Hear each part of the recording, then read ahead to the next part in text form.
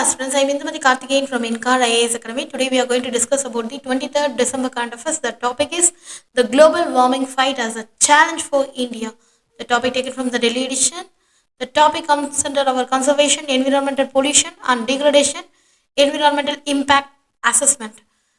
First of all, why it is in the news? First of all, the India development needs cannot be ignored. It has a grow and diverse way to clean energy sources, and it would mean a higher cost and also the longer transition time. The outcome of the climate conference COP29 in Azerbaijan has been disappointing. The meeting took place at a time of transition of the American politics. The outcome of the climate conference COP29 in Azerbaijan has been disappointing because the meeting took place in a time of the transition in the American politics, which international climate negotiation remain statement that is a nature is moving inexorably that is towards becoming a hotter planet. The fight against the global warming requires reducing emissions.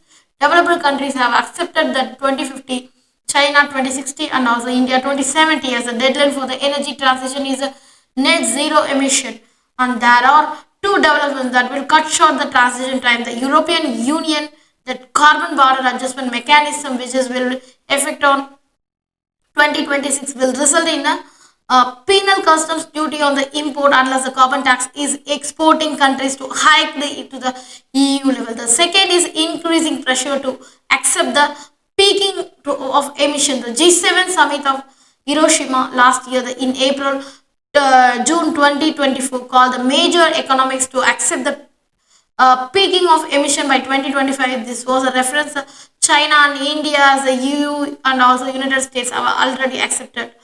The global warming is a present significant challenge for India, primarily due to the unique vulnerabilities and ambitious development goals. Here are the key challenges of the India. That is, India faces significant challenges fight against the global warming, largely due to the unique position is a rapidly developing nation with a vast population. Here are some key issues are there. First of all, the economic development versus the emission control. The industrial growth, India is balancing its aspiration and industrialization for the economic growth and the need of the greenhouse gas emission.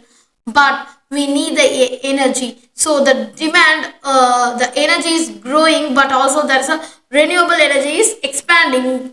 That coal remains a major source of power still India, and also there is a dependency of coal is a major thing. That is, a coal is a primary source, energy source, supplying about 70% of its electricity, transmitting the renewable while ensuring the energy security is a major challenge. And also there is a population growth and urbanization. There is a rapid urbanization is a growing population lead to increased energy consumption, transportation trends and waste production, all contributing a higher emission. And also there's a agriculture and climate vulnerability. There is a agriculture accounts for a significant portion of that India's economy, and also there is a workforce challenging the rainfall patterns. We are under the rainfall region, so rising the temperature and also the food security for the livelihood, these are the threatening factor for India. And also there is a methane emission from the livestock and rice paddies are also the significant contribution of the greenhouse gases.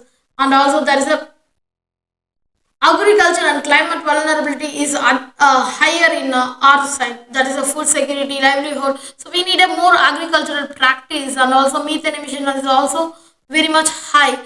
For the second things, we can for the resource constraint, that is a transmitting to the green economy, it requires a significant financial investment which can strain the budget of a developing nation. There is a developing economy in India, and also there is a policy implementation and coordination. That is while India is ambitious climate goal, we have the goals, we have achieved net zero by 2070, and also there is a policy execution and the corruption and lack of some coordination missing. So these are the hurdles which hinder the progress. And also there's a pressure of the global.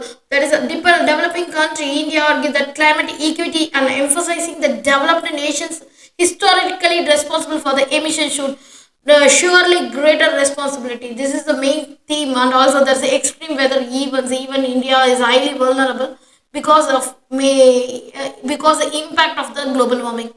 There is a heat waves or cyclones. It's recurring cyclones, and also there's a flood drought, which disrupt the lives and also economy, and also diverting the focus on the resource from the climate mitigation efforts.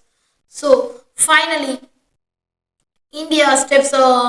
India needs to take several steps to to redeem the carbon trading, and also we need to increase our capacity to combat the global warming. That is a first of all we need to expand our renewable energy sources. That is the main thing. India has to set the ambitious target to install the 500 gigawatts renewable capacity in 2030, and also there is a international alliance. We need to alliance with the international solar system and also international wind power. So we need to get the technology transfer, and also we need to align with the dedicated renewable energy sources from international level. Then can we can definitely combat the global warming, and also we can grow the forest. That is a afforestation program that we can increase the green cover, and also we need to increase the carbon sequestration or ongoing. So these are the main criteria. India need to take these steps definitely way forward to the level we can reach easily. And also the India need a multifaceted approach by accelerating the renewable energies adoption, and also we can strengthen the policy and efficiency of the sustainable urban development, and also we need to leverage the international finance and also technology transfer, that promoting the community and awareness participation. Thank you so much.